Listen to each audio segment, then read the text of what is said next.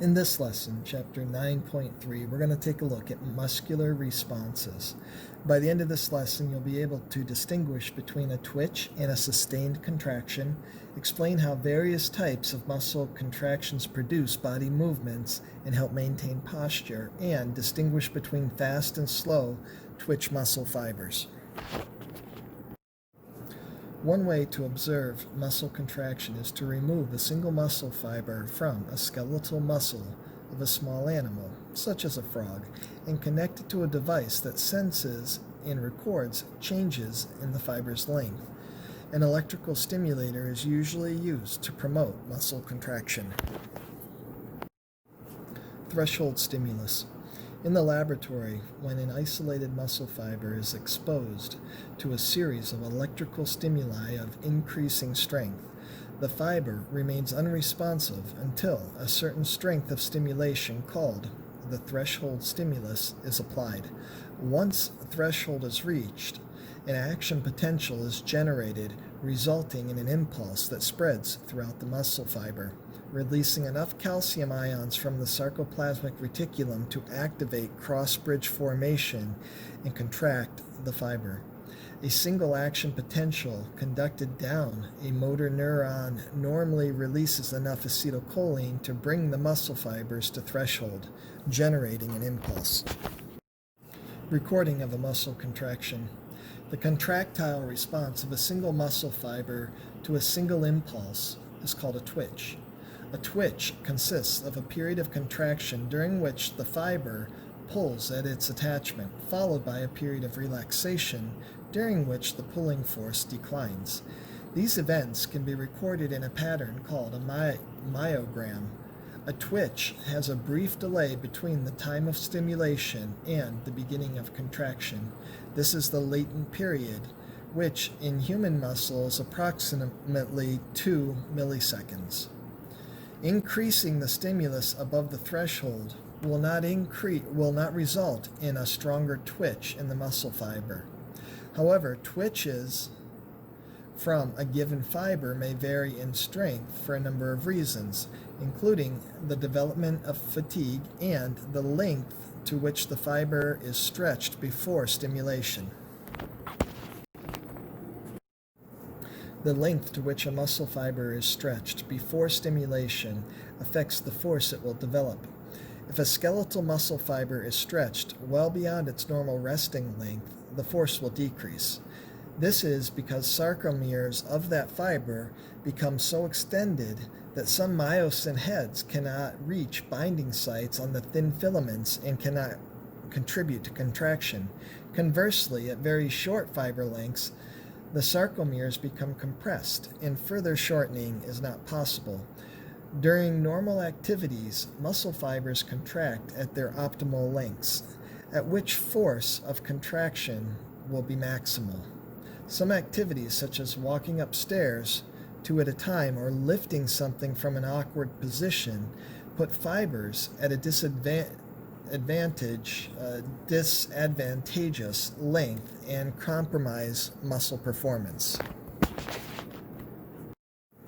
Understanding how individual muscle fibers contract is important for understanding how muscles work, but such contractions by themselves are of little significance in day-to-day activities.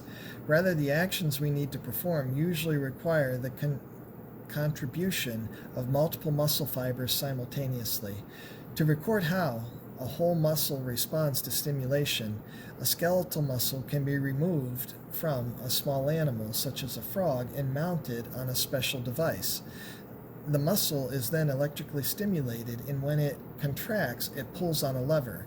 The lever's movement is recorded as a myogram, which reflects the combined twitches of muscle fibers contracting, so it looks like the twitch contraction of a single fiber. Sustained contractions of whole muscles enable us to perform everyday activities, but the force generated by those contractions must be controlled. For example, holding a paper cup of coffee firmly enough to keep it from slipping through our fingers, but not so forcefully as to crush it, requires precise control of contractile force. In the whole muscle, the force developed reflects 1. The frequency at which the individual muscle fibers are stimulated, and 2. How many fibers take part in the overall contraction of the muscle. Summation. The force that a muscle fiber can generate is not limited to the maximum force of a single twitch. A muscle fiber exposed to a series of stimuli of increasing frequency reaches a point when it is unable to completely relax before the next stimulus in the series arrives. When this happens, the individual twitches begin to combine and the contraction becomes sustained. In such a sustained contraction, the force of individual twitches combines by the process of summation. At higher frequencies of stimulation, as the time spent in relaxation becomes very brief, a condition called partial tetany results. When the resulting forceful sustained contraction lacks even partial relaxation, it is called complete tetany. Complete tetany does not occur in the body, but can be demonstrated in the laboratory. Recruitment of motor units. While summation increases the force of contraction of a single muscle fiber, a whole muscle can generate more force if more muscle fibers are involved in the contraction. Most muscle fibers have only one motor end plate. Motor neuron axons, however, are densely branched, which enables one such axon to control many muscle fibers. Together, a motor neuron and the muscle fibers it controls constitute a motor unit. The number of muscle fibers in a motor unit varies considerably. The fewer muscle fibers in the motor units, however, the more precise the movements that can be produced by a particular muscle. For example, the motor units of the muscles that move the eyes may include fewer than 10 muscle fibers per motor unit and can produce very slight movements. Conversely, the motor units of the large muscles in the back may include 100 or more muscle fibers. Movements of these motor units are larger scale than those of the eye. Each motor unit is a functional unit because an impulse in its motor neuron will contract all the fibers in that motor unit simultaneously. A whole muscle is composed of many such motor units controlled by different motor neurons. Like muscle fibers, motor neurons must be brought to threshold before an impulse is generated. Some motor neurons are more easily brought to threshold than others. If only the more easily stimulated motor neurons are involved, a few motor units contract. At higher intensities of stimulation, other motor neurons respond and more motor units are activated. Such an increase in the number of activated motor units is called multiple motor unit summation or recruitment. As the intensity of stimulation increases, recruitment of motor units continues until finally all motor units are activated in that muscle. Sustained contractions. During sustained contractions, smaller motor units, whose neurons have smaller diameter axons, are more easily stimulated and are recruited first. Larger motor units, whose neurons have larger diameter axons, respond later and with greater force. Summation and recruitment together can produce a sustained contraction of increasing strength. Typically, many action potentials are triggered in a motor neuron, and so individual twitches do not normally occur. Partial tetanic contractions of muscle fibers are common. On the whole muscle level, contractions are smooth rather than irregular or jerky because the spinal cord stimulates contractions in different sets of motor units at different moments. Partial tetanic contractions occur frequently in skeletal muscles during everyday activities, often in only a portion of a muscle. For example, when a person lifts a weight or walks, sustained contractions are maintained in the upper limb or lower limb muscles for varying lengths of time. These contractions are responses to a rapid series of action potentials from the brain and spinal cord on motor neurons. Skeletal muscles contracting forcefully may generate up to 50 pounds of pull for each square inch of muscle cross-section. Consequently, large muscles such as those in the thigh can pull with several hundred pounds of force.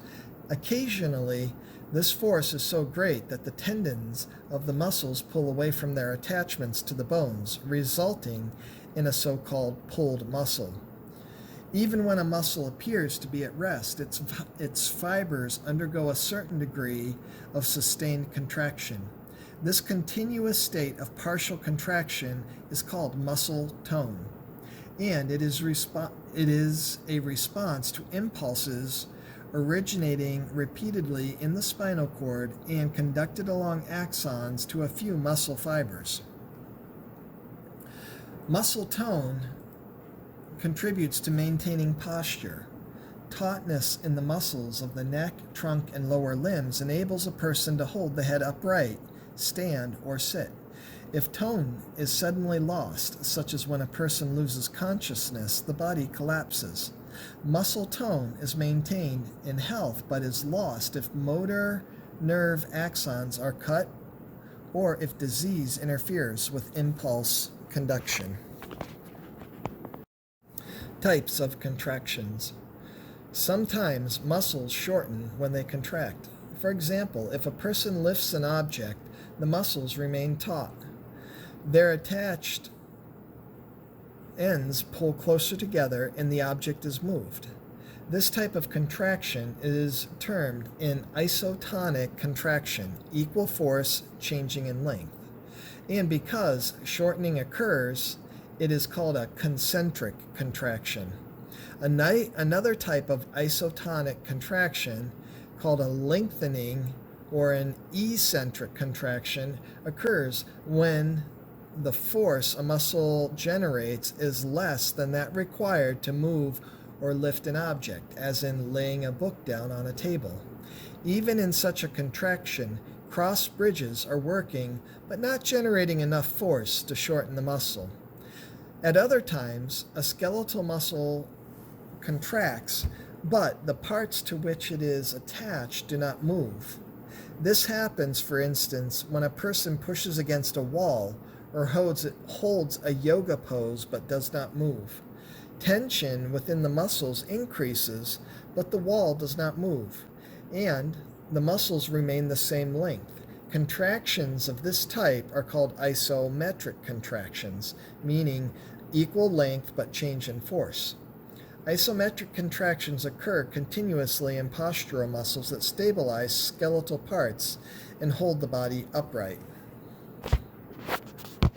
Most body actions require both isotonic and isometric contractions. In walking, for instance, certain leg and thigh muscles contract isometrically and keep the limb stiff as it touches the ground, while other muscles contract isotonically, bending and lifting the opposite limb. Similarly, walking downstairs requires eccentric contraction of certain thigh muscles. Isometric contractions of muscles around a joint can maintain a fixed position, such as holding out a printed page to read. Fast and slow twitch muscle fibers. Muscle fibers vary in contraction speed, slow twitch or fast twitch, and in whether they produce ATP oxidatively or glycotically. At least 3 combinations of these characteristics are found in humans. You have slow twitch fibers, which are type 1. They are always oxidative and are therefore resistant to fatigue. You have fast twitch fibers, type 2, may be primarily glycolytic or fatigable, or primarily oxidative and fatigue resistant. Slow twitch type 1 fibers, such as those in long muscles of the back, are also called red fibers because they contain the red oxygen-storing pigment myoglobin. These fibers are well supplied with oxygen-carrying blood. In addition, red fibers contain many mitochondria, which is an adaptation for the aerobic reactions of cellular respiration. Red fibers have a high respiratory capacity and can generate ATP fast enough to keep up with the ATP breakdown that occurs when they contract. Because of the high ATP production, red fibers can function for long periods without fatiguing. Fast twitch glycolytic fibers, type 2B, are also called white fibers because they have less myoglobin and have a poorer blood supply than red fibers. White fibers are in certain hand muscles as well as in muscles that move the eye. These fibers have fewer mitochondria and thus have a reduced respiratory capacity. However, they have a more extensive sarcoplasmic reticulum to store the resorbed calcium ions, and their ATPase is faster than that of red fibers. White muscle fibers can contract rapidly because of these factors, although they are more susceptible to fatigue. A type of white fiber, the fast twitch fatigue-resistant fiber, or type 2A, are also called intermediate fibers. These fibers have the fast twitch speed associated with white muscle fibers with an intermediate oxidative capacity. All muscles include a combination of fiber types, although some muscles may have mostly one fiber type. The speed of contraction and aerobic capacity of the fibers reflect the specialized functions of the muscle. For example, muscles that move the eyes contract about 10 times faster than those that maintain posture, and the muscles that move the limbs contract at intermediate rates. Slowing of eye movements may be an early sign of certain neurological diseases.